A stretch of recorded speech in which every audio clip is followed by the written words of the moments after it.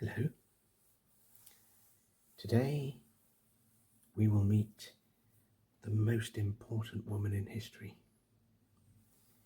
We'll visit the city that fought back, and indeed the sorriest episode in human history.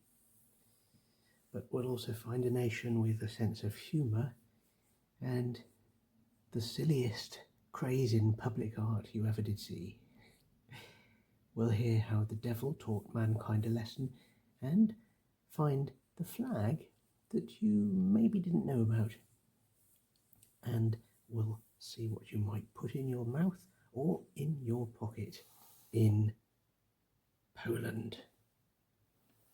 For that is where we are today.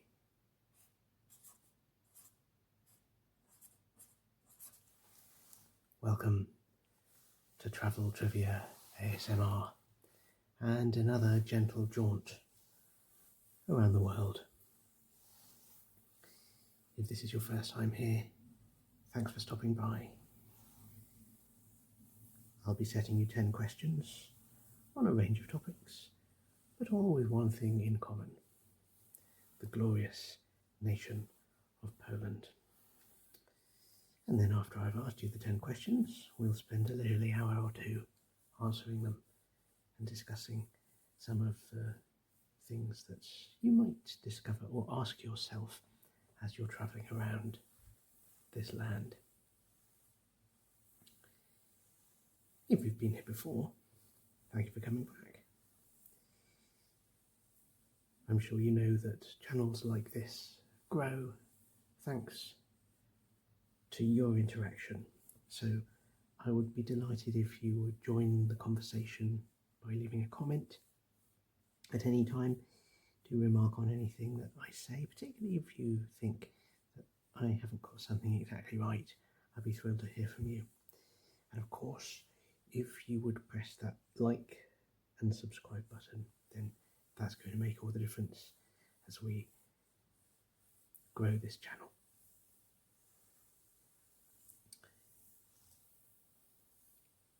Before we see the questions, I'd just like to say hello and thank you to a couple of people who have inspired this video. First of all, to Panstvo, I hope I've pronounced your name right, who commented on a previous video on this channel and said, well, how about Poland? This is for you. And also, thank you to two dear old friends of mine, Tim and Anna. Although I do choose to explore countries on this channel that I have actually been to, and indeed I have visited Poland a couple of times, Tim and Anna are veterans of exploring this land, and they know far more than me, so they have kindly made some suggestions for the topics that we'll be covering today. So let's see what those are.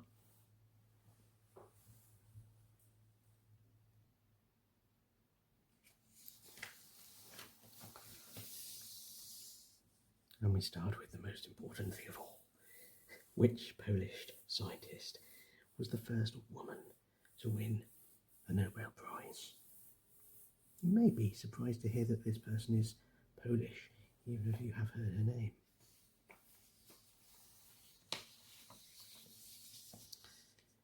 Question 2. What was unveiled in Warsaw on the 1st of August 1989? And of course, it commemorates the events in that city 45 years before.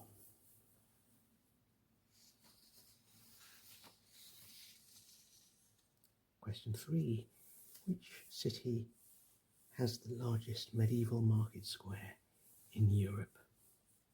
I think it's also Poland's most visited city, so you've sure heard of it.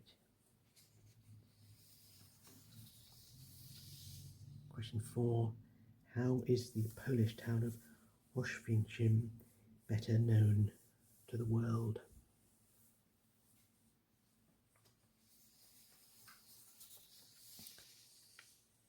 Question 5. Why do Polish people fly the flag on the 2nd of May.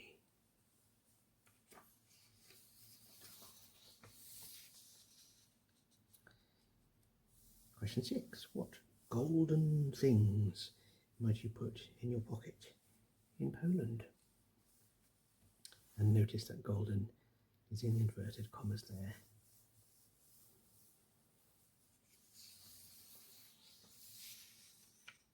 Question 7. How was Poland's breadth of desert created? I'm sure that my pronunciation of that might not be bang on, and that goes for quite a lot of other Polish place names and words that I may say in this video, for which I apologise. There's another one coming up here. What little creatures adorn the streets of Wrocław?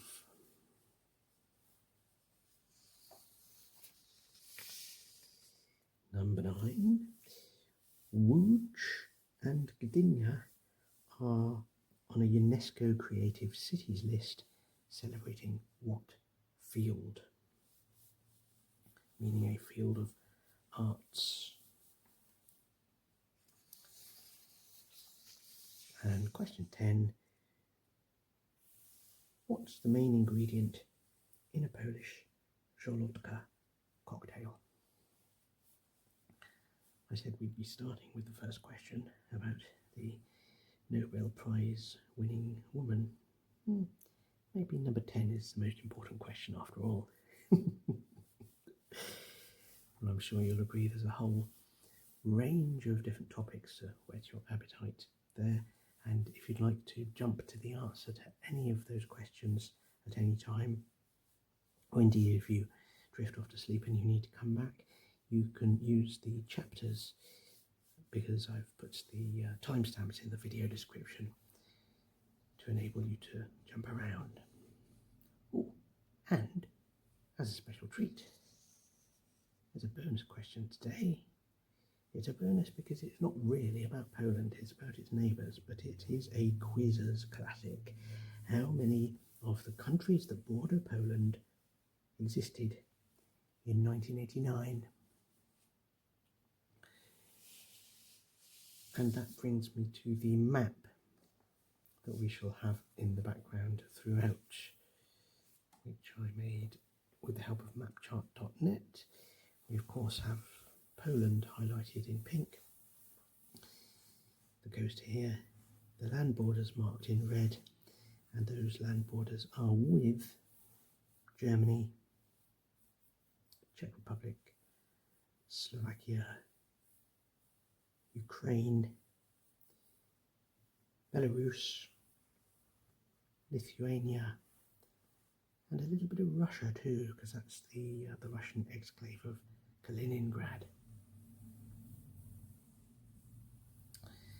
As we go through, I will mark some of the important places on the map, and I think we shall do that straight away because we're going to be starting in Warsaw.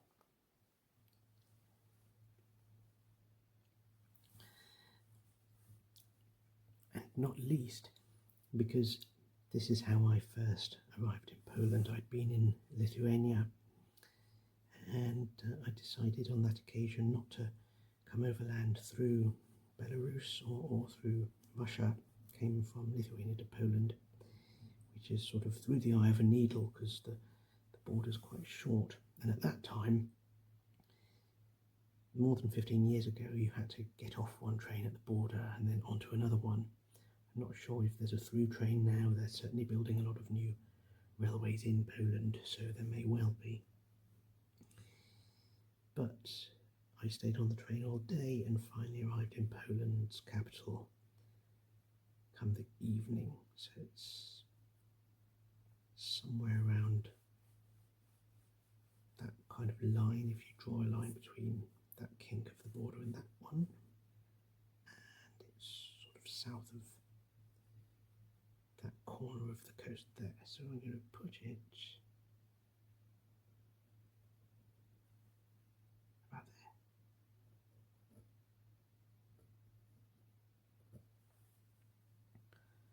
Warsaw, or of course Warszawa, I think is the Polish name for their capital city, and it is the birthplace of the star of the show who features in our first question. Which Polish scientist was the first woman to win a Nobel Prize?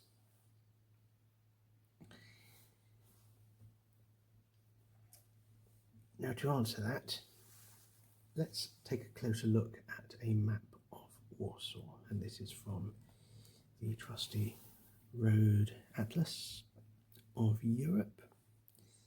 And as we can see there, that's the Polish name of the city, and we see here the area of the old town of Warsaw here.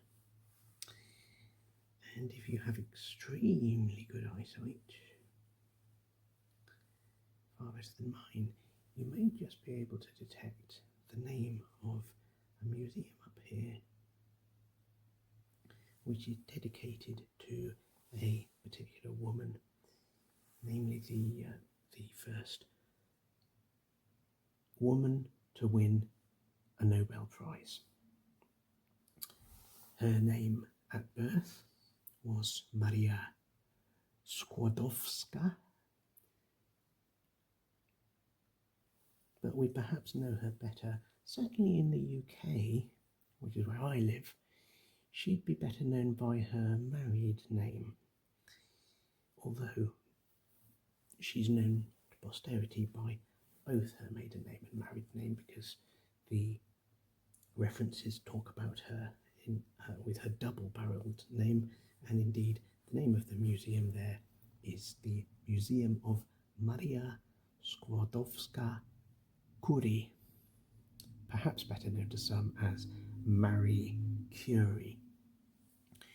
Marie Curie is the name of the UK's leading palliative care charity, and of course it's named after Maria Skłodowska-Curie because of her groundbreaking work working towards the use of radiation as a means of providing medical treatment, and she did research which led to advances in X-ray technology as well, and that led to her winning the Nobel Prize for Physics in, I think it was 1903. But not content with one, the Nobel Prize Committee also gave her the Nobel Prize for Chemistry in 1911 because she had discovered two chemical elements, one of which is polonium, named after her native land of Poland, and the other one was radium. Now, the museum, which you can just see, this is a French publication, this map, kind of fitting because she moved to France on the grounds that she was unable to gain a university place in Poland. At that time, Poland forbade women from taking a university place, so she went to Paris to do her studies. She stayed there and she married a Pierre Curie, and so therefore she became a French citizen, I think. Well, this French publication actually says Museum of Maria Skłodowska-Curie, and the museum is at number 16 Freta Street here in Warsaw, that being the place that she was born.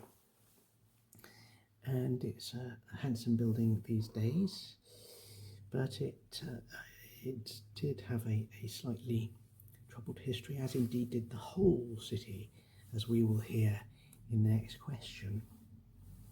There had been a plaque put onto the building to commemorate the fact that it was her birthplace, And in spite of the fact that the building was destroyed during the Second World War, the plaque somehow survived. And so the original plaque can be seen there, I understand. I don't remember seeing it. That's why I have to take what I've subsequently read as truth on that matter. But she moved to France, and there she met her husband-to-be and began her collaboration on the work which led to her winning the Nobel Prizes. And I believe that the first prize that she did receive, the physics one in 1903, was originally going to be given to her husband Pierre, along with a fellow collaborator Henri Becquerel. And the first proposal by the Nobel Committee was that she wasn't going to be one of the recipients, which is jolly frustrating, but sadly commonly the case, that a woman's work is no more than help given to the man who gets credit in the end. That unfortunately is a very common tale in history, and so that's why I started by saying this is the most important question of all. This is one of the most important women, not just in Polish history, but in the history of the world. What she did for science and for future medical care was groundbreaking. And so, quite right that her birthplace should now be a shrine in her honour. Now, we will continue on the topic of Poland, but we must write her name as the answer to the question. And I do this with some trepidation, because not only am I anxious about getting the Polish pronunciation wrong, I don't want to get the spelling wrong either. Maria Skłodowska-Curie.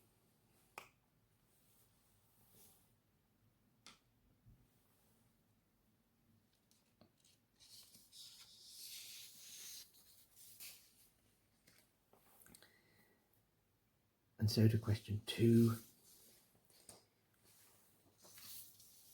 which keeps us in Warsaw, and it keeps us in that area of the city that we were looking at on the previous map. Indeed, I will show it to you again, because the answer to our question can be seen on the map too. What was unveiled in Warsaw on the 1st of August 1989, and you may just be able to see on the map there, we have in French something that says Mont à l'Insurrection. Mont à l'Insurrection. The monument to the insurrection would be one way to translate that, but the common way of saying it in English is quite a different thing. We are talking about a monument to the Warsaw Uprising. The Warsaw Uprising. And I shall share a picture with you, which is not a picture that I took, but a photographer called Marcin, and again I'm sorry if I get the pronunciation of his surname wrong, Marcin Wiawek, and it is he who has placed that photograph on Wikipedia for all to see. Now, you can sense from the nature of the monument that we have armed men coming out of the ground.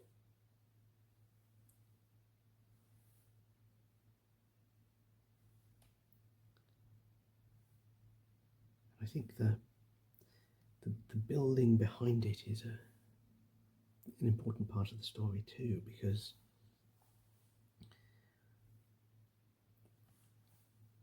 the Warsaw Uprising, which began on the 1st of August 1944 and lasted for a couple of months, ended in the death of some 200,000 people. It left 90% of the city of Warsaw in ruins, and it led to Hitler basically saying that city must be destroyed completely to teach them a lesson. This was, of course, an uprising by the Home Army, an underground movement, as we literally see here, which was basically Warsaw's civilians who were trying to defend their city and protect it from the occupying Nazis who were in retreat and were going to be destroying it as they left. The Soviets were approaching from the east, and I think at the time of the uprising, you see the river here, the Soviets were not very far away on the other side of the river, and yet they stayed there and waited for the Nazis to go.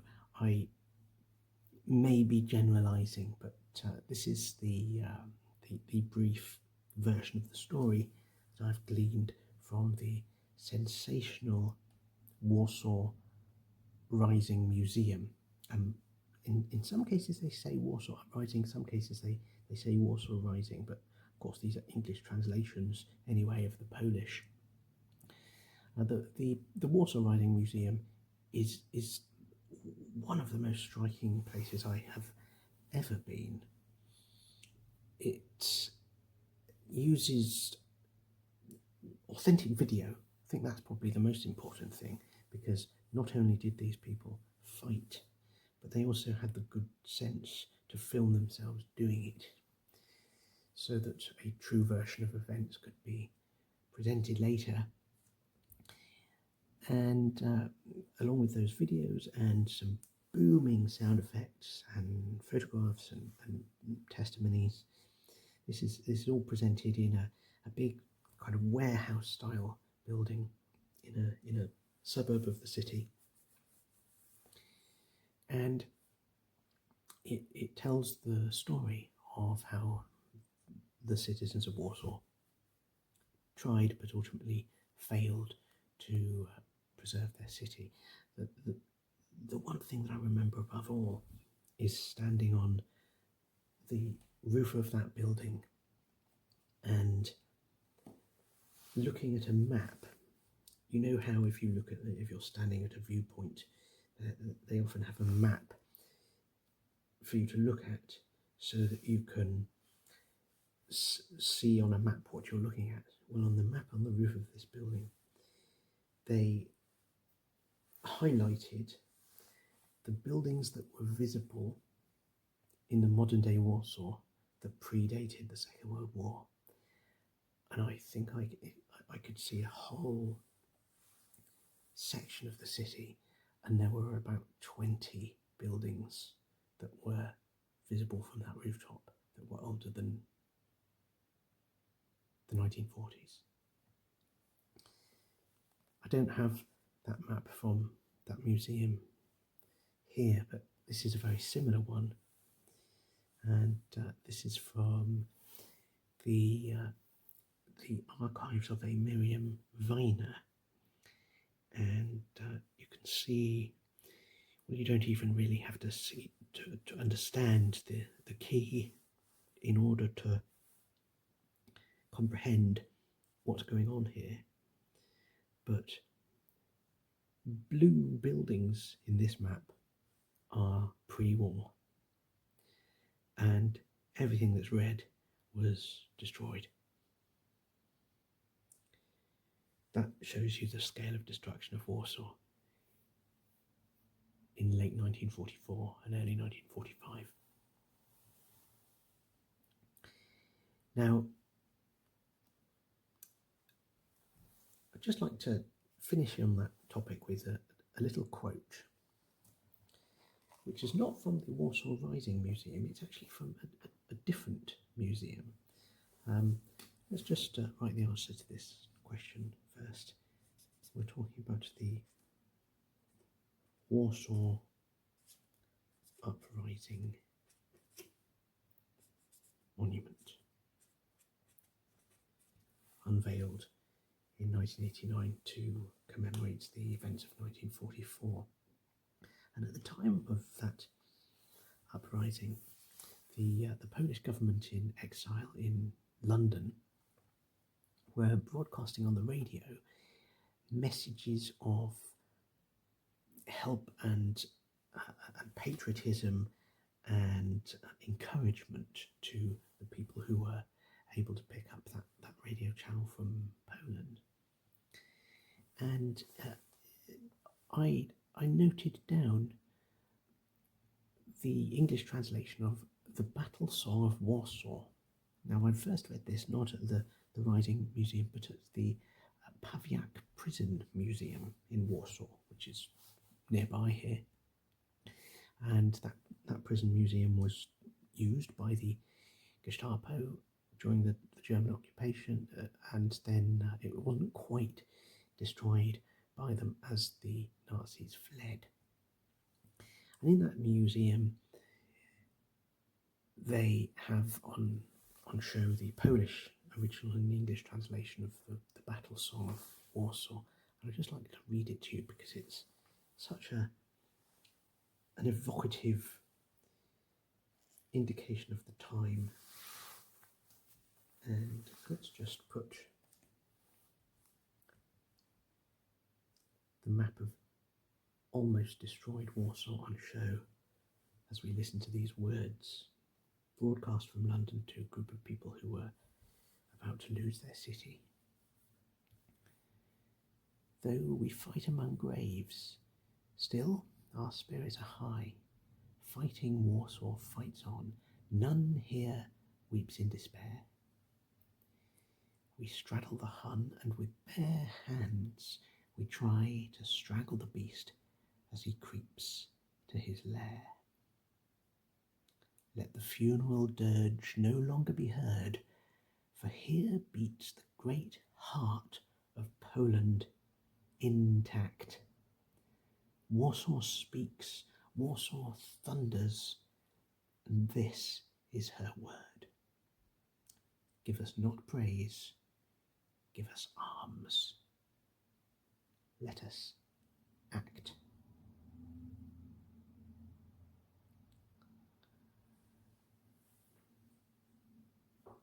And that's why you have a monument.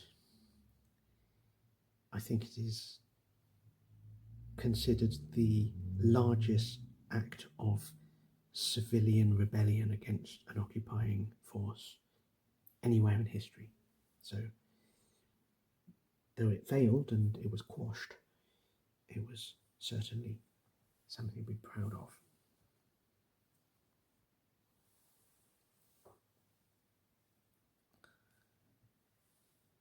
Now then, we shall leave Warsaw and head south for our next question.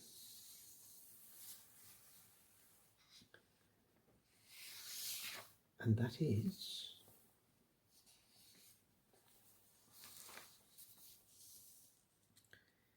which city has the largest medieval market square in Europe?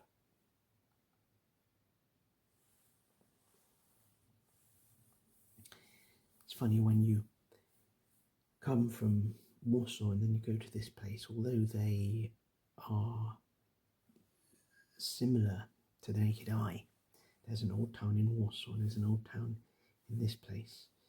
The one in Warsaw, as we know, was completely destroyed in the Second World War, and so it was rebuilt brick by brick. It's one of the most fascinating old towns that I've seen anywhere, because you go to medieval old towns across Europe and they're always impressive, but the one in Warsaw is that little bit extra striking because you know that it was lovingly restored using old paintings as reference in the 1950s. And then you come to this place, which is no less impressive, but it's impressive for the normal reasons that there's such a vast area of very old, attractive buildings. Now, I'm going to show you a tourist map of this city, and we will see the old town in question. There we go, and right in the heart of it there you see the main market square, Rynek Główny, if I may attempt the Polish. It's about 200 metres across in both directions, and so that's just under 4 hectares. That's the size of 4 or 5 football pitches. We're talking about a very large square indeed. You can probably sense that if you compare it with the size of surrounding blocks. And this square is largely unaltered since 1257. So as I remember it anyway, unlike Warsaw, you think, well, I could have turned up here at any time in the last, 800 years, and it would have looked like this. The old town centre of this city has been a UNESCO World Heritage Site since 1978, and that means actually that it's one of the original places on the UNESCO list of World Heritage Sites. That's a list that began in 1978. This is a founder member of the UNESCO list. And of course, we are talking about the most visited city in Poland, the former capital,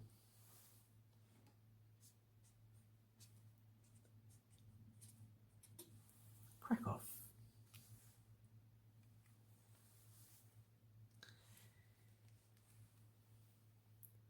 I hope the people of Krakow are glad of their fame.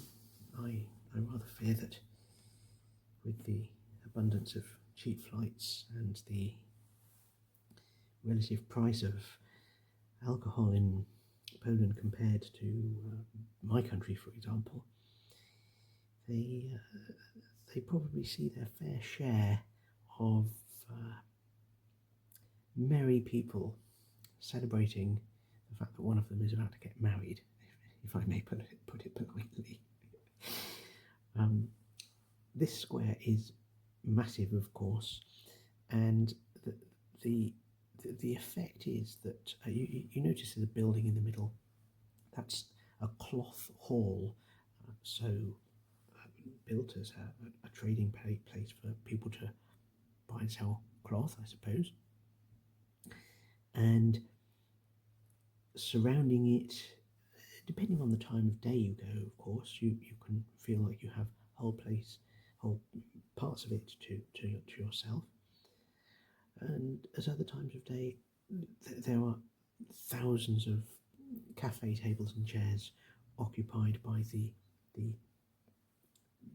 people that I just mentioned, who are having a jolly nice time and perhaps creating a little bit too much noise. So it's the sort of place which you can be very ambivalent about. You can love it for its grandeur, and perhaps bemoan the slight invasion of just one drunken tourist too many. This of course is a recurring thing in many places. Well, I think Krakow on the whole manages to suck it up in the sense that it's big enough to absorb all of those people. Now, I mentioned that it was also a former capital, this city, and so if you go down to the south a little bit, you get Wawel Castle. That is the former palace of the Polish royals. It was the capital of Poland for about 500 years. And so this is a hugely significant place in the Polish story. I think my favourite part of the story of that is that a dragon lives beneath that hill. I'm not one to argue. Why did the capital move from Krakow to Warsaw is a question you may be inclined to ask, and indeed I did ask that myself when I visited town. I think that it's because many hundreds of years ago Poland was more than just Poland. Modern day Lithuania and Poland were all a massive commonwealth, far greater than the sum of Poland and Lithuania today. And I think that Warsaw was slightly more central within that commonwealth, and so it was a more convenient location. I have a feeling, though I may have misremembered this, I think it's on the same river as well. The same river flows from Krakow up to Warsaw, so maybe the river access was better in Warsaw. I'm surmising, I don't fully know, I must admit. So this is where you come in. I said at the start that this would be great if this channel is a conversation, and so if you're able to contribute to the conversation by answering that question, then I'd be absolutely thrilled. Why did the capital of Poland move from Krakow to Warsaw? Answers on a comment, please. Now, one thing we must do is place Krakow on the map here.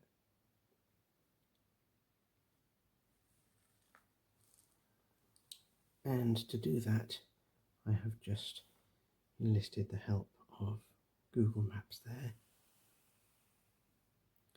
And we can just see that it's sort of just down here. It's actually a long way south in Poland, isn't it? It's round about there.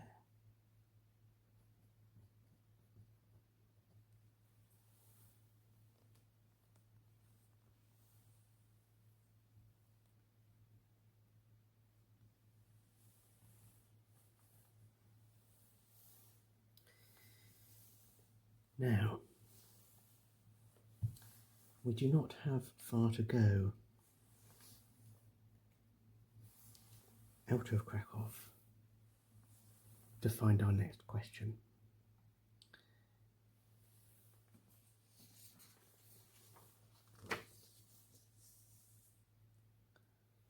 Indeed, it's about an hour's bus ride away, if I remember rightly.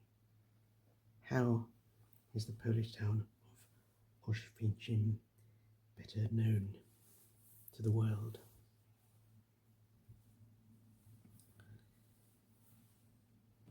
Let's just put that on the map too. And this is from our road atlas of Europe, and it's just there, very, very close.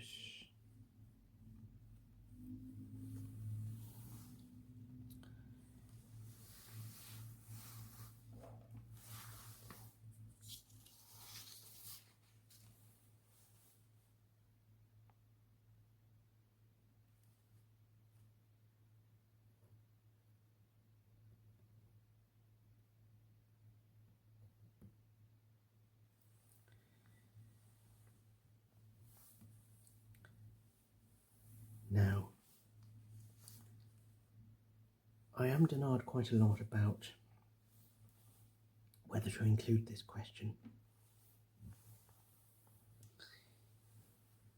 because this town, or at any rate a former army barracks just outside it,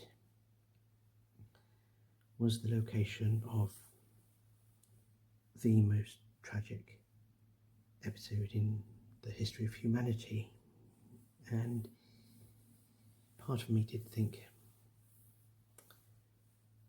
that's maybe not the greatest fodder for an otherwise gentle and relaxing little quiz.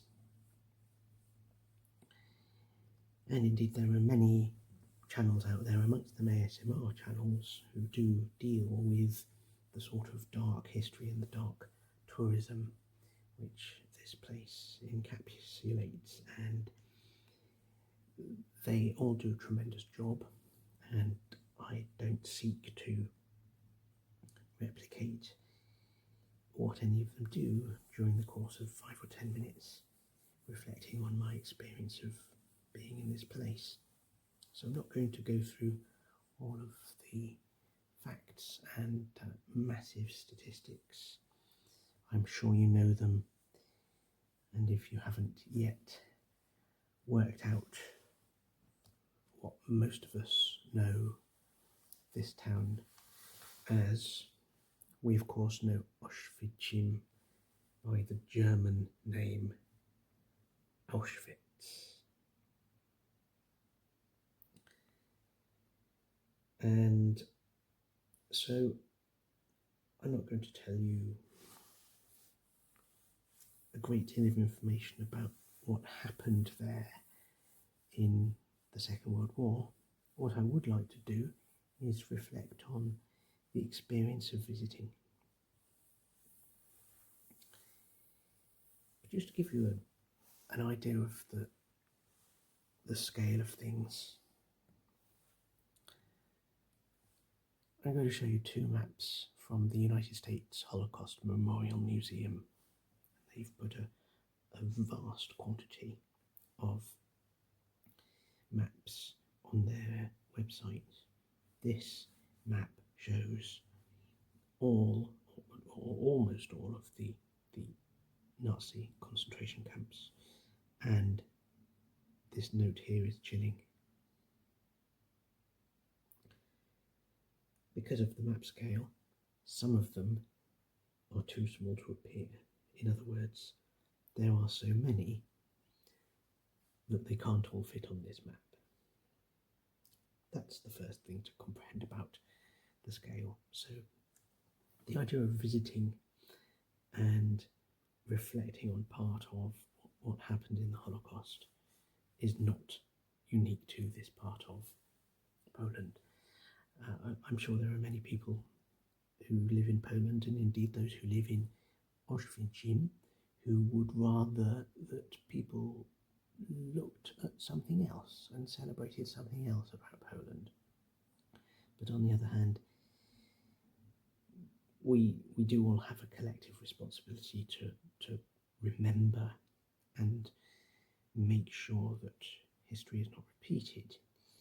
And if anywhere does a good job of that, it is the Auschwitz-Birkenau State Museum, as I think it's officially called. And there's another map that I wanted to show you in this collection. It's this one here. And where's the town itself? Okay, so there you go. There's Oświęcim. Quite a small town. Even today, I think the population is about 35,000. And in the late 1930s, it was home to 13,000 people. More than half of those were Jewish. Now, let's scale out slightly and move just down the road. This was the site of the Polish army barracks, which was commandeered by the Nazis and turned into their first concentration camp at the location. That's why it's called Auschwitz I. And you of course have seen that image of the gates where it says Arbeit macht frei over the top. That's the entranceway to Auschwitz I. You go in there as a visitor today and you learn the story here. The exhibits are of course chilling, and I think the one that I remember most, well, there's a succession of rooms where they have put on display things that were commandeered, things that were confiscated from people arriving, and those people were perhaps being sent to their deaths, or they were maybe being sent to work, but they had to surrender their possessions, and the Nazis were going to use them as materials to make other things. But a lot of those things were never used, and they were found after the war, and now they've been put on display in the museum. There's one big room that I remember which is full of suitcases, and there's another entire room that is full of human hair.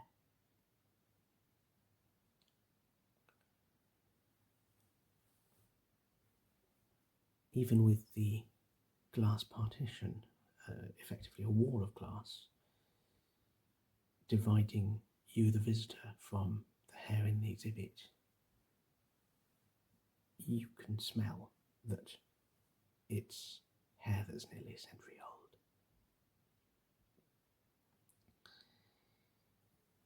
Now, a lot of Auschwitz I was recreated, rebuilt, so that the museum could present the story, including I recall a wall where people had to line up and face the wall, and they were shot in the back of the head.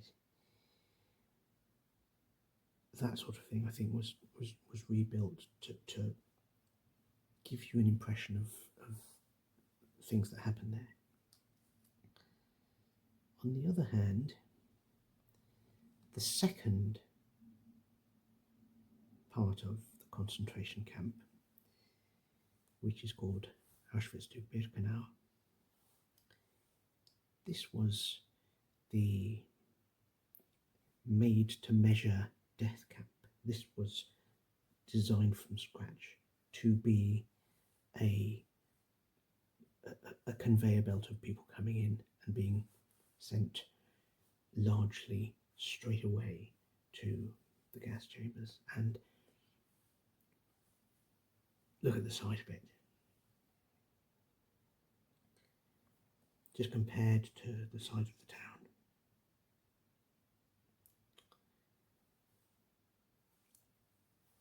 Apparently they had plans for this to be large enough to house 200,000 people at a time. I don't think they did ever reach that number there at one time, but of course many more passed through those gates on the train. Unlike Auschwitz I, the experience of visiting here is left much more to the imagination. There are some sleeping blocks that are still there.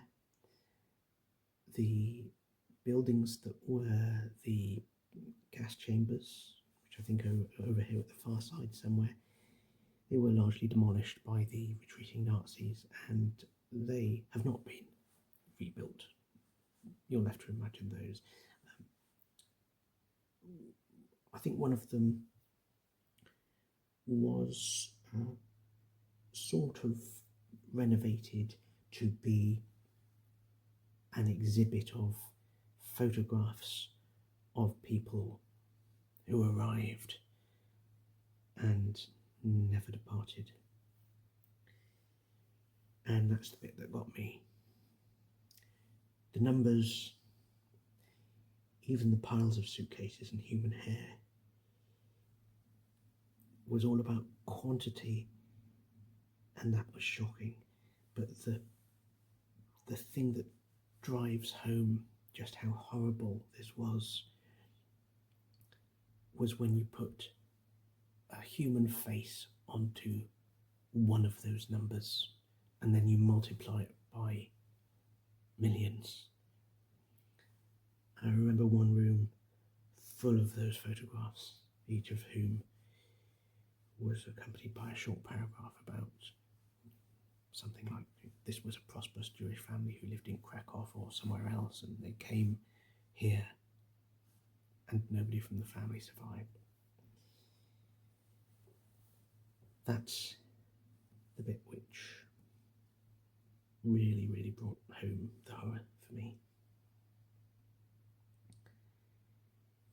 And as for the size of it, well, all I can say is that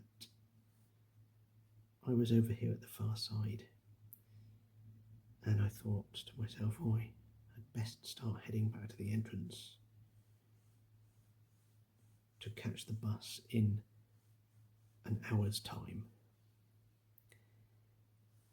And walking very briskly, I only just made it. It is a huge, huge place.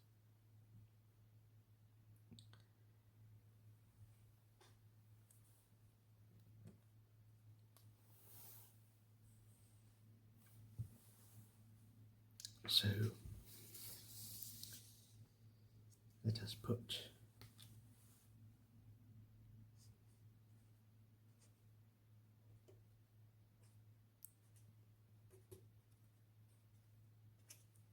one of the most infamous words in history as the answer to that question.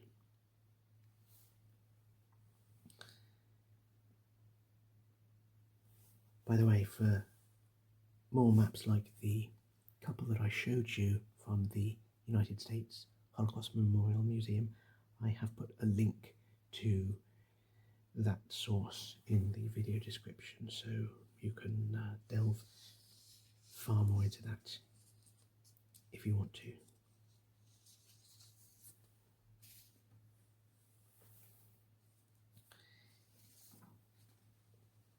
Now for question 5, we don't depart entirely from the subject of the Second World War, actually. There is a connection with it, and it's connected to this date. Why do Polish people fly the flag on the 2nd of May?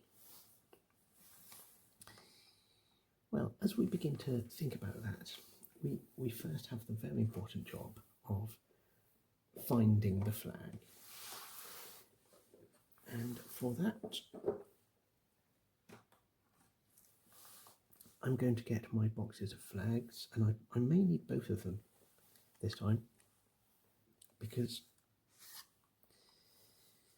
I don't just want to find the Polish flag, I want to find the other two that are very similar.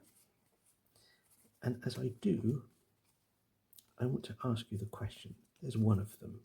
Not sure if that's the Polish one or not. We'll find out shortly. There are three flags of sovereign countries, which are two horizontal stripes in white and red. One of them is Poland. The others, well, I'll leave that with you. There's another.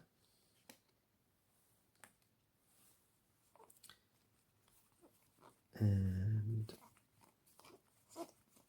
see if the third one is in this set or not. No, it isn't.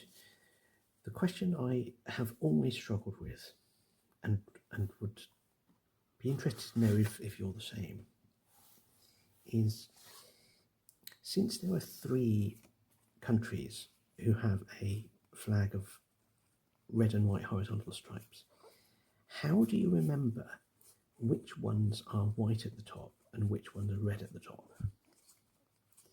Because if you can remember that, then you're a better man than I.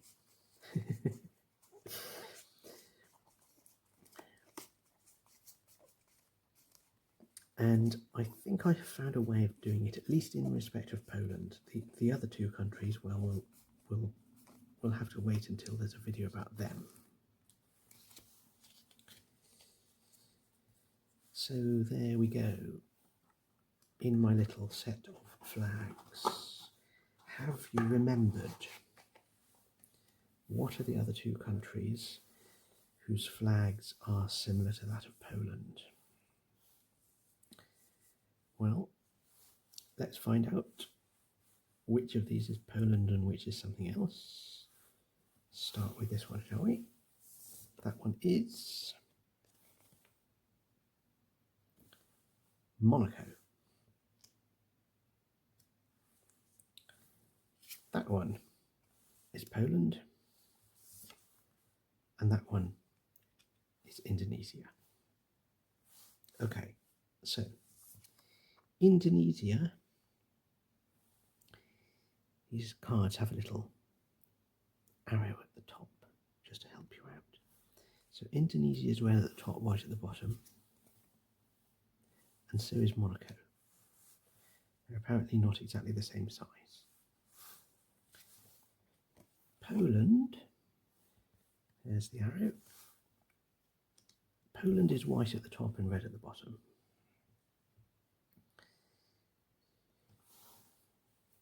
Now I think if Poland was the only flag with a white and red horizontal stripe, I could probably remember which way round it was. It's the fact that Indonesia and Monaco do it the other way around that causes confusion, and it kind of hurts my head to try and remember. So do you have any suggestion? How do you remember? And obviously if you're a Polish person, then of course you remember because you know what your flag is. Well, I think I've found a way, and that is that there is an alternative version of the Polish flag. This is not uncommon in many countries.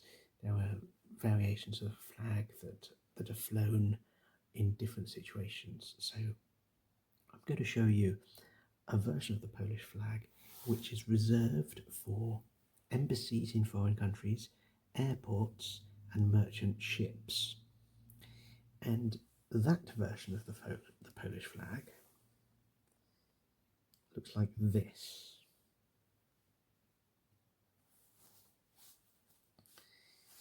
There's a picture from Wikipedia, and you can see that as well as the white and red horizontal stripes, you also have the coat of arms with the white eagle on top of the red shield.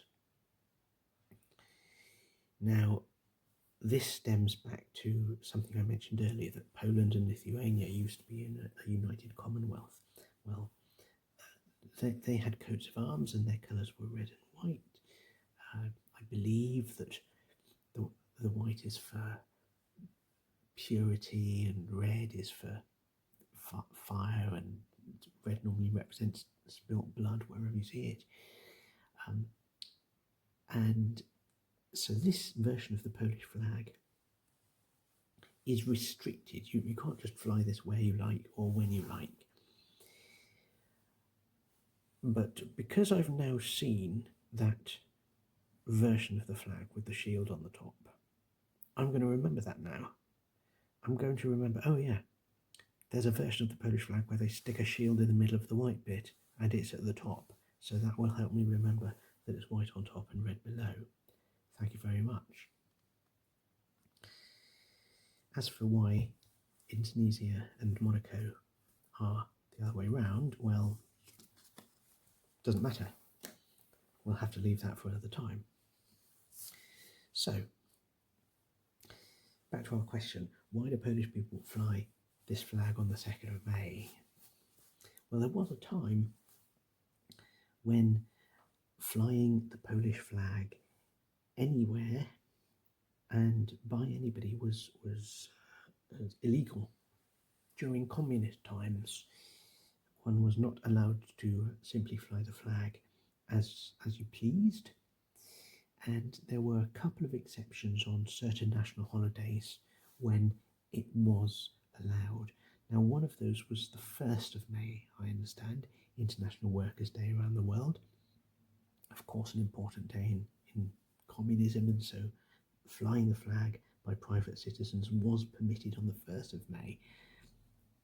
But there was a rule in communist times, I understand, that you had to take it down again by the 2nd of May.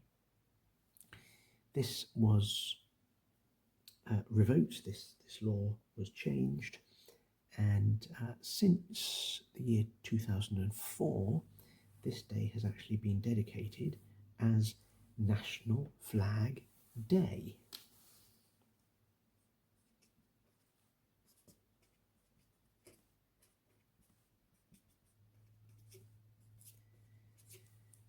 So it is not just legal, it is actively encouraged to fly the flag on the 2nd of May. And actually the 3rd of May, the following day, is the day which marks the constitution of Poland in the year 1791. And the communists didn't want flags flown on that day either, I understand. So now we do have flying of the flag on the 2nd of May, and I sense, and if you're more familiar with Poland than me, you will confirm or correct me. I sense that the creation of National Flag Day was partly about rewriting Polish pride once the communists had gone. But there is another relevance to the 2nd of May, and it goes back to the Second World War, which of course has been dominant in our minds in some previous questions. When the Red Army from the East came and liberated Poland on their way to Berlin, they scooped up some Polish soldiers with them. I don't know if that's the correct military term, scooped up, but that's what they did. Either way, Polish soldiers made their way to Berlin as well, and on the 2nd of May in 1945, they raised the Polish flag over the Reichstag in Berlin. So I believe, and that is among the reasons why the 2nd of May was chosen as National Flag Day. I speak from a country where we don't have a National Flag Day, and I'm slightly upset about that. So, well done, Poland.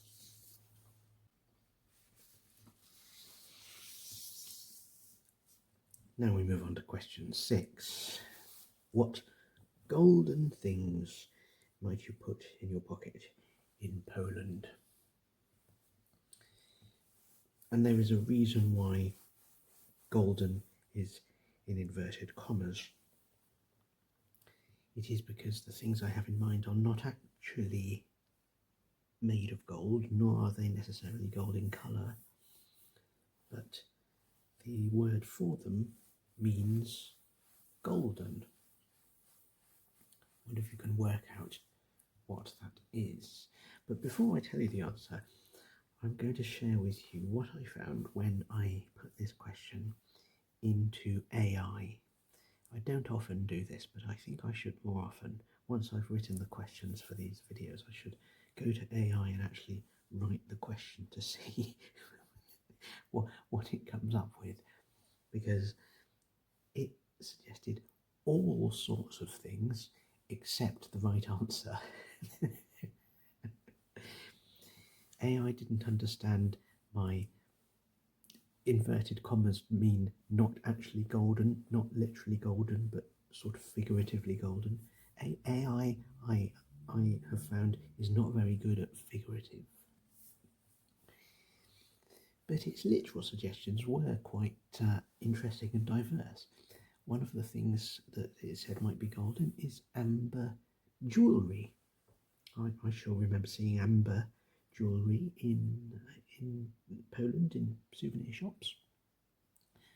Also, AI suggested there's a Polish thing called pierniki, which is a gingerbread sweet, and gingerbread, I suppose, can be slightly golden in colour. Could it be Goldwasser, which is a liqueur from Gdansk, up on the north coast of Poland? Well, I don't know if you could put liqueur in your pocket. At least if you do, you maybe need to have a bit of a word with yourself. Secreting alcohol in your pocket is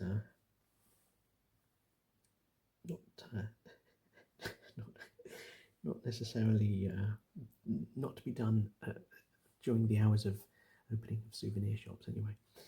And here's another suggestion from AI, and this is something that I didn't know about even when I was in Poland. I didn't spot this. Another, perhaps golden thing in inverted commas, could refer to a Jew with a coin. Am I brave enough to attempt to say this in Polish? Żyd z pieniążkiem, meaning Jew with a coin. These are good luck charms that you can buy in Polish souvenir shops, and of course here the coins are slightly gold in colour. Well, that isn't what I had in mind, but quite unintentionally AI has pointed us towards the correct answer, because it's not the Jew that I'm thinking of, handsome though those gentlemen are. I say gentlemen, not sure about some of them. The other bit, the with a coin bit, is the thing that I'm thinking of, because the word for golden in Polish is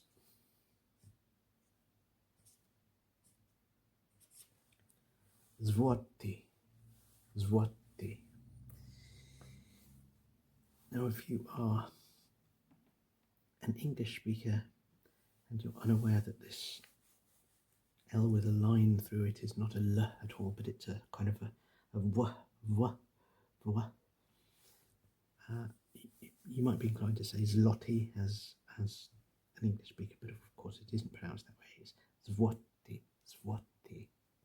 The Polish currency, which has been in circulation for 100 years.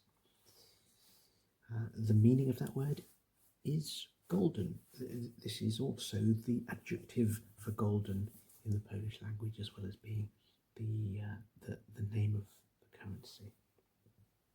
So therefore it is something that you might put in your pocket in Poland. Mind you, the concept of putting currency in your pocket is going out of fashion, isn't it? Because we all pay with cards and our phones now, so we possibly don't even handle the money anymore, and the currency's days are possibly numbered. It's even likely that by the time you watch this video, a date may have been set for Poland to join the Euro, which is a condition of them having joined the EU, I think. It hasn't happened yet, but it may.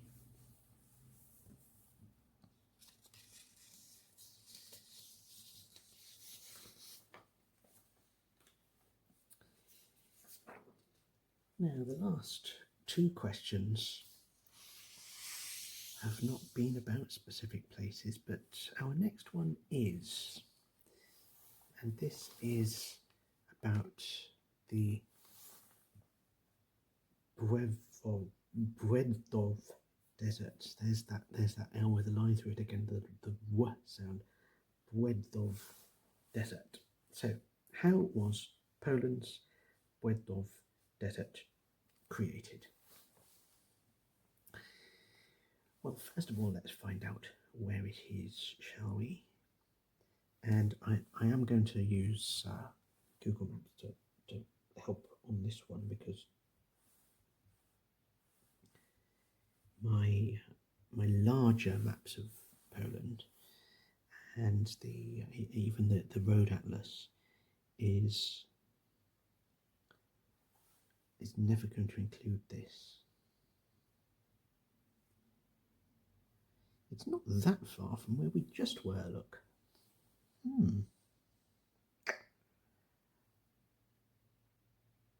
Yes. Now, I must be honest, this is not a place that I knew about until I approached my friends who have been to Poland more than me and said, "What's your favourite fact about Poland?" And Anna came straight back with, "My favourite fact about Poland is that it has a desert." And given where it is, I imagine that they visited it on a day trip from Krakow. So, let's add it to our main map just before we answer the question.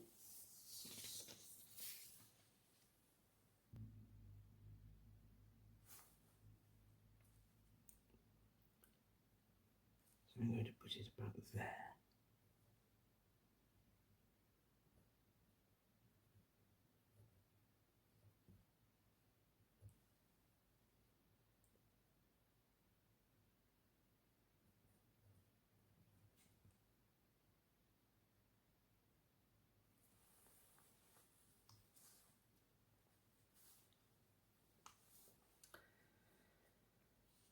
Now, do you want the good news or bad news?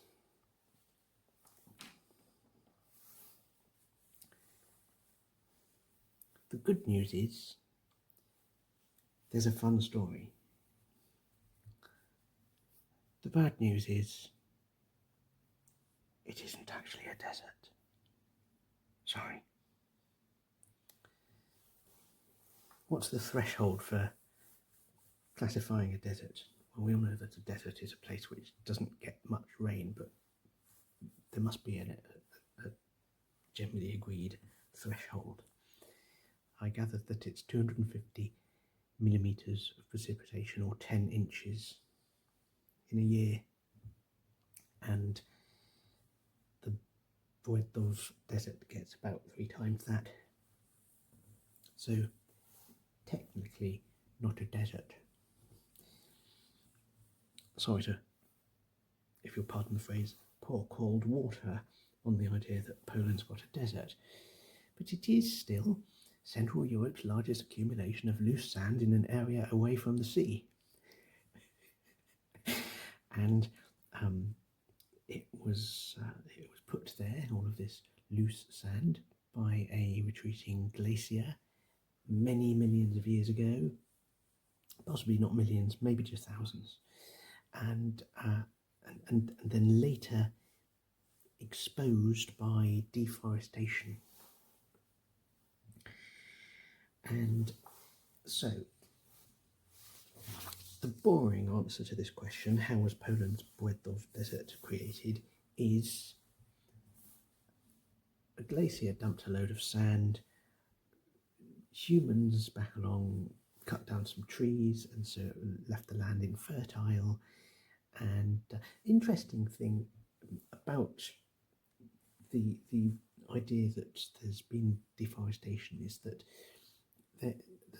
there have been more recent projects to clear vegetation from the desert again in order to preserve the biodiversity that has called the desert, in inverted commas, home. And this can be insects and other small animals. Many species of birds with cracking names have decided to come and call the Błędów desert home, among them the field pipit, the European honey buzzard, the red-backed shrike, the greater hooped lark, and the lesser spotted petticash jar. I only made one of those up, and I slightly got one of them wrong as well. Greater hoopoe lark, not hooped. Anyway, lots of birds with entertaining names pop by this desert amongst their travels, and I hope they go away and make travel trivia ASMR videos of their own. But science and nature is awfully boring, really, isn't it? When you can have a fun old story instead about the devil.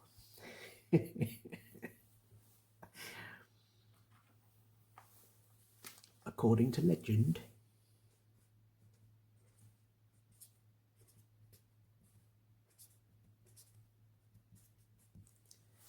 the devil did it. It is an area of mining, and the legend goes that the devil was angered by the fact that mankind was extracting silver from a mine in the area, and so he planned to fill it with sand. He went to scoop up a load of sand from a beach up near the Baltic Sea coast up in the north of Poland. And as he flew down to the south of the country to dump his load of sand, he snagged his bag on the tower of a church, and it spilled, creating the desert.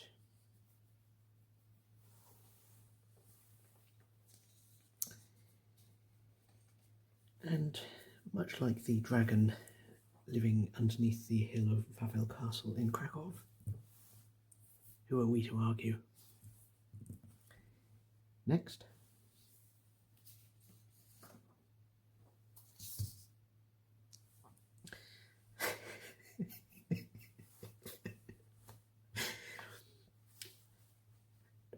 As if things weren't already getting a little silly, here's my favourite thing about Poland, full stop. And I much regret that it is something I have yet to see in person. It's another of my friend's suggestion, but I've had it in my sights for a while. I was looking at a possible trip to Poland earlier this year, which for various reasons never came about. But this was right at the top of my wish list. The city of Wrocław. To English eyes, it's so difficult not to say Wrocław. Wrocław. What little creatures adorn the streets of Wrocław? Well, before we go any further, let's pop Wrocław on the map. It is just north of that kind of corner of the border, and if we go level with that corner there with Germany, it's around about there.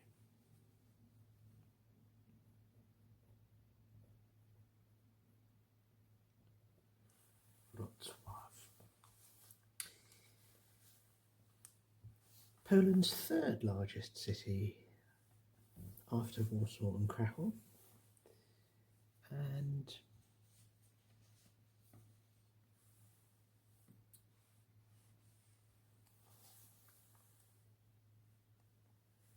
on this interactive map, which you can see is zoomed right on into the city and a satellite view of it,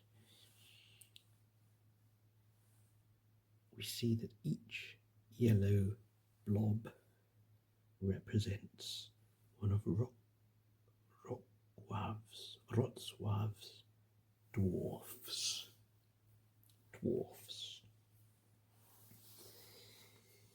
Now,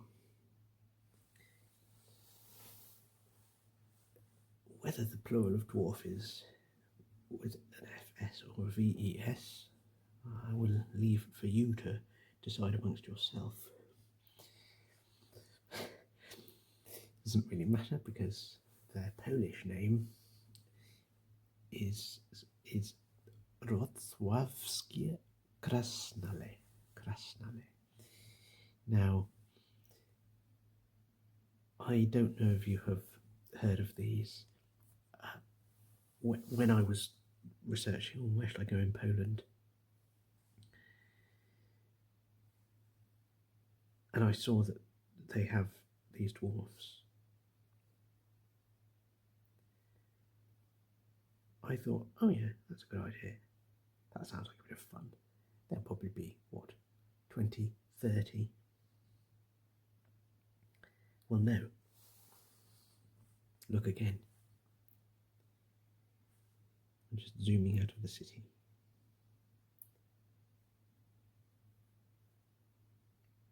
Look how far outside the city. I mean, we're still going. Look how far away some of them are. Wow. There are more than 800 of them. And I only hope that it's like the pilgrimage to Santiago de Compostela in Spain, which is where you have a card that you get stamped as you go round, and every time you visit one of the official places you get an official stamp. I really hope that they do that in Wrocław. Is there a person who has seen and photographed the 800 dwarfs in record time or something like that? If that doesn't happen, then let's go and start it, shall we? Now the first dwarf was actually put there for serious purposes.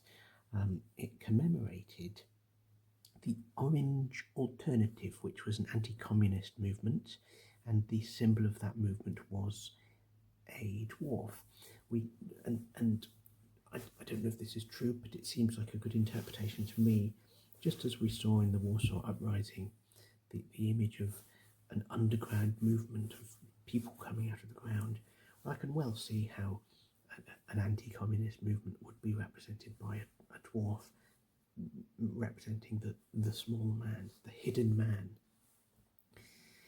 And so in communist times you certainly couldn't have had public images of the symbol of that movement.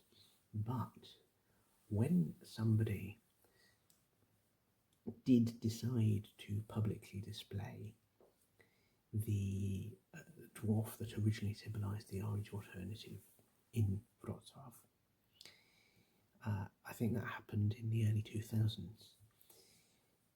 Far from poo-pooing the idea and saying, oh, you shouldn't do that, the mayor actively endorsed it, and before you knew it, a whole new craze was born. The first 5 of Wrocław's dwarfs were officially installed in 2005, and now there are even dwarfs in other cities, in other countries. For example, Lviv over here in Ukraine, Kaunas, which is up here in Lithuania, and several others. These dwarfs in other countries are there to be a badge of friendship between Wrocław and those cities. So we are talking serious silliness. And when I say silliness, I say it with the hugest bag of admiration that I can possibly get the devil to carry. I love it, and I can't wait to go and see them someday.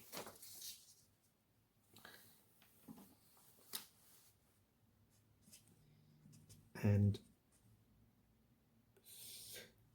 I can't bring myself to spell dwarfs with an F. It's V-E-S in my book. But anyway, if you know them, if you know Wrocław, then perhaps you'd be kind enough to leave a comment. Which are the best ones? Do continue the conversation and make this community debate the important matters of the day. What is the best dwarf of Wrocław's 800? Fantastic stuff. Now, we are still in the world of entertainment when it comes to question 9. We are going to Łódź. There's our Polish is it Łódź or Łódź, and Gdynia. Those two cities are on a UNESCO Creative Cities list, celebrating what field? Now, I'll give you a clue. The UNESCO Creative Cities list includes, I think it's either 6 or 7, yes, it's 7 fields of the creative arts. And they've got a list of places that are celebrated in relation to these creative arts. Among them, folk art,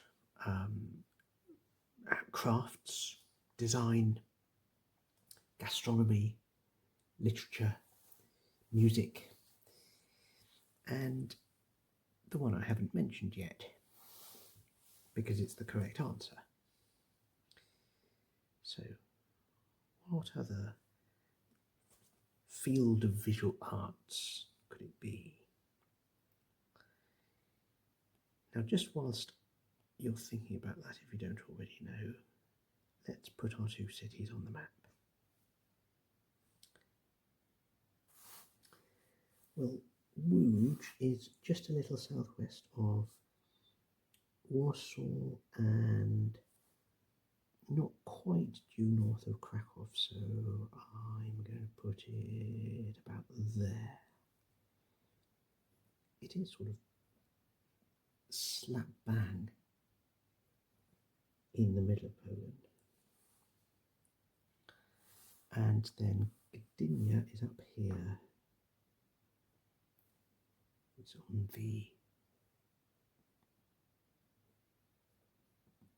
Baltic coast, very close to Gdansk. Now, the creative arts in question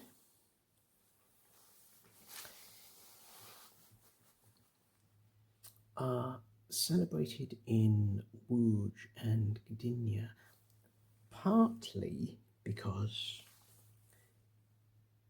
Warsaw had been destroyed in the Second World War, and so when this particular field of entertainment was on the rise in the late 1940s and Poland wanted its own slice of the pie, they might naturally have set up a school for this thing in the capital, but they couldn't, as it had so recently been destroyed and wasn't yet rebuilt. So they went to the nearest large city, which is Łódź, and so it was that Łódź was set on course to become dubbed Hollywood. Yes, as in Hollywood. We are talking about the world of film.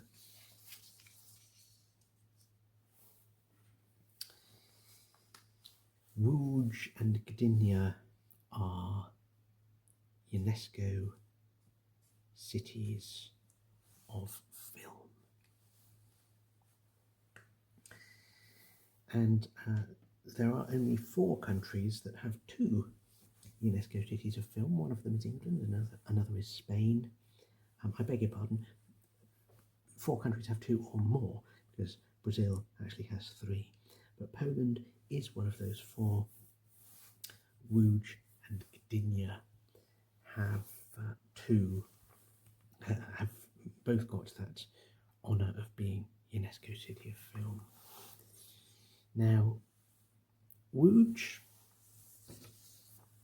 being the place which they decamped to, all of the actors of the land, they went down to Łódź in the 1940s, after the war, and they founded the National Film School in 1948.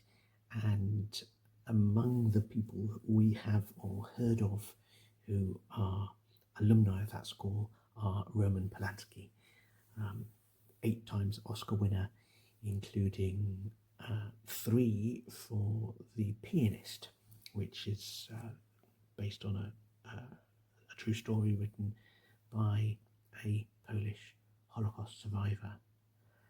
And you also have Andrzej Wajda. He is another National Film School alumnus. He got an Oscar too. That one was for the Lifetime Achievement Award.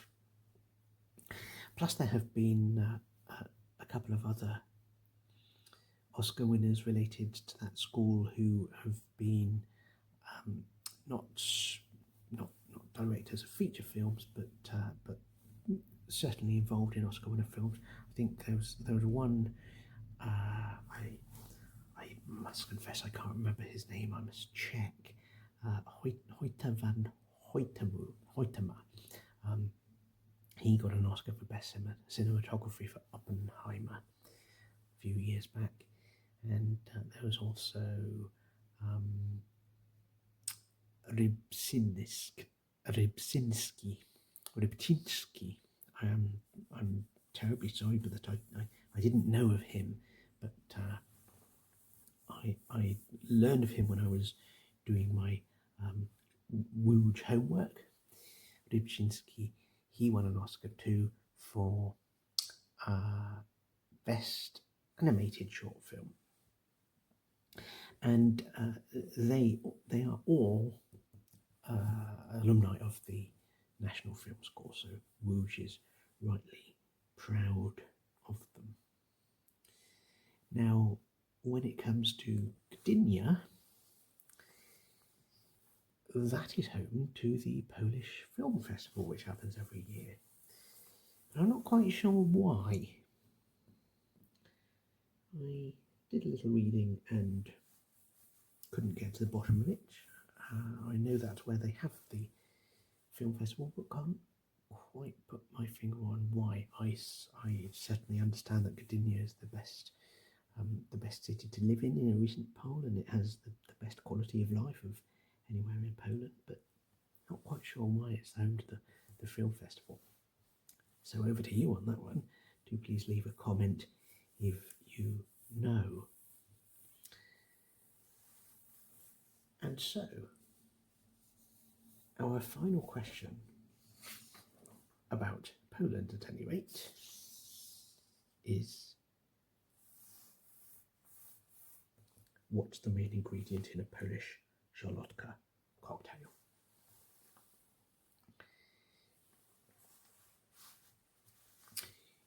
We save the best till last.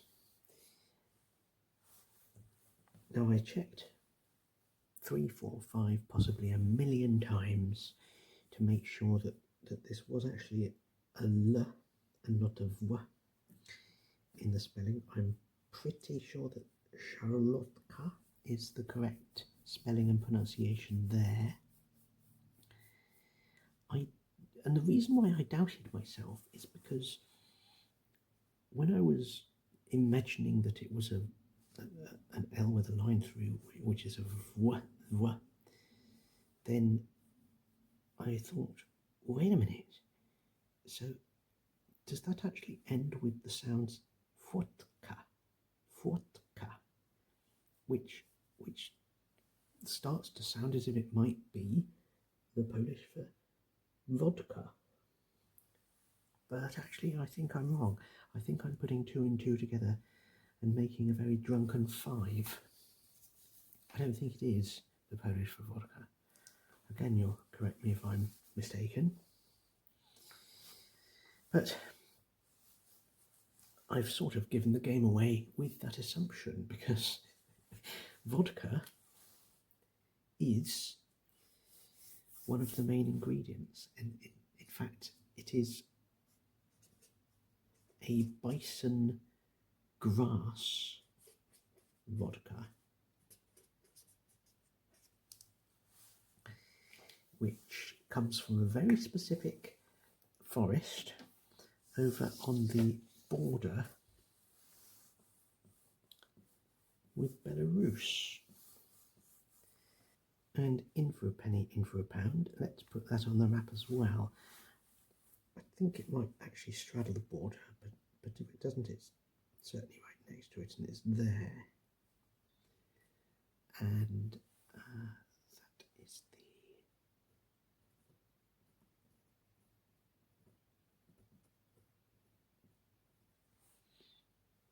the Białowieża. Oh dear, I'm so sorry. Białowieża forest.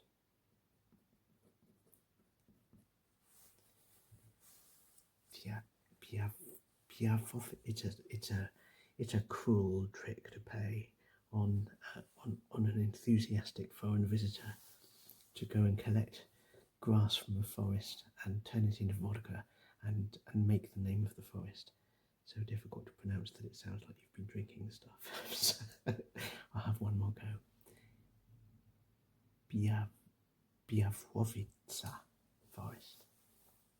So that's where this very specific vodka comes from, and that is arguably the main ingredient in szarlotka cocktail. Or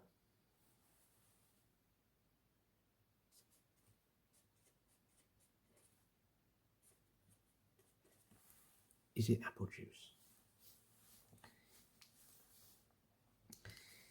Szarlotka is the name of a dessert. Earlier we had a Polish desert, now we have a Polish dessert. And I definitely had szarlotka when I was in Poland.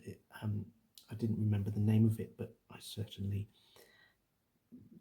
ate it because they sell it everywhere, and it's an apple pie, but not exactly.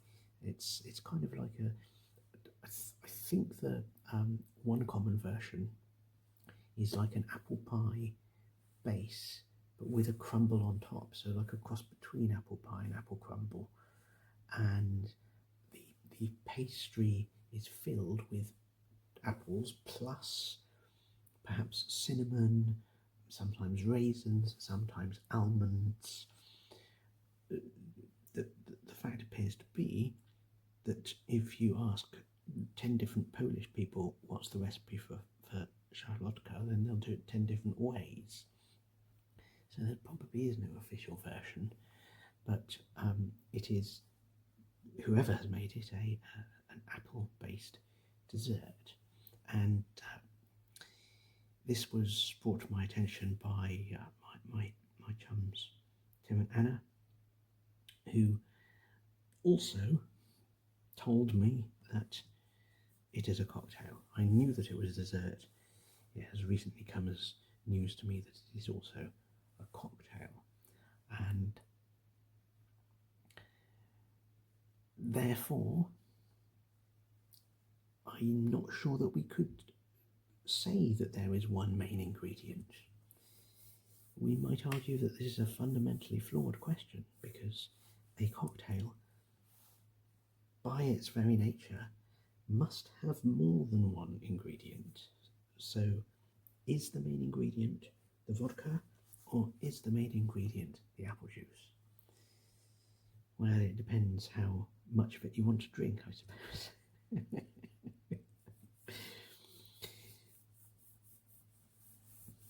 I'm sure you'll tell me if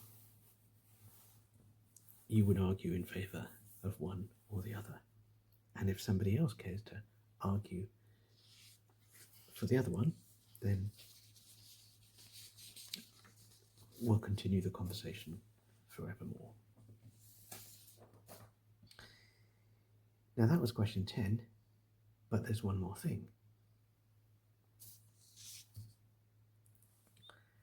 Not a question about Poland as such, but how many of the countries that border Poland existed in 1989?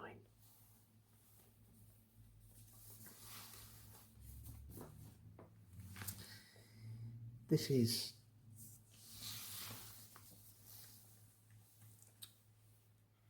a classic quiz question if phrased in a different way, and you'll see in a moment why I didn't phrase it in the other way. But just to recap, the borders today are Germany, Czech Republic or Czechia, Slovakia, Ukraine, Belarus, Lithuania and Russia. And I'm just going to borrow, for the purposes of this question, my slightly unwieldy massive world atlas from the year 1989.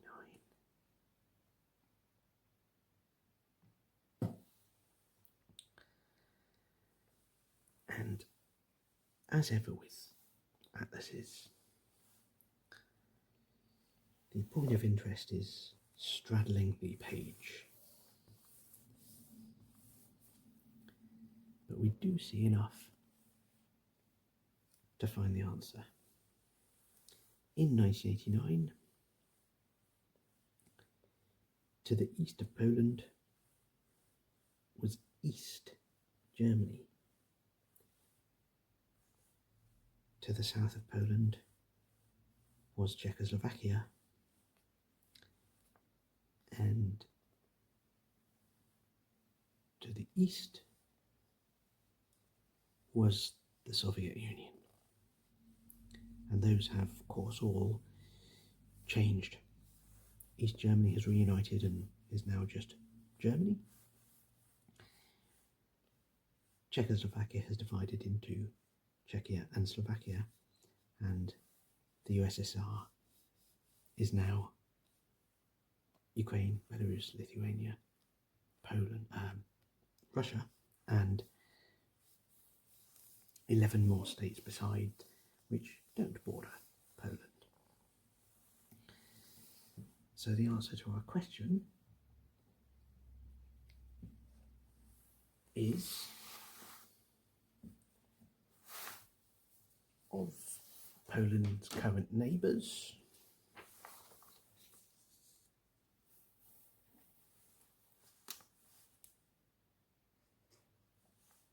none of them existed in 1989.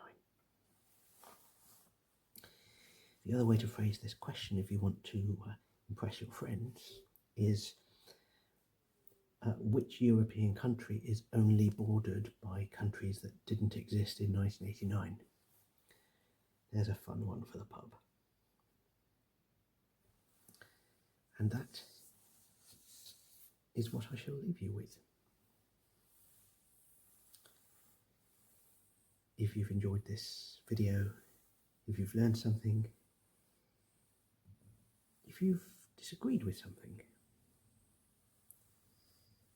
or if you've just enjoyed drifting in and out as you relaxed, then do please take the time to press that like button, subscribe, and click on one of the other videos which will pop up right at the end, just as I finish.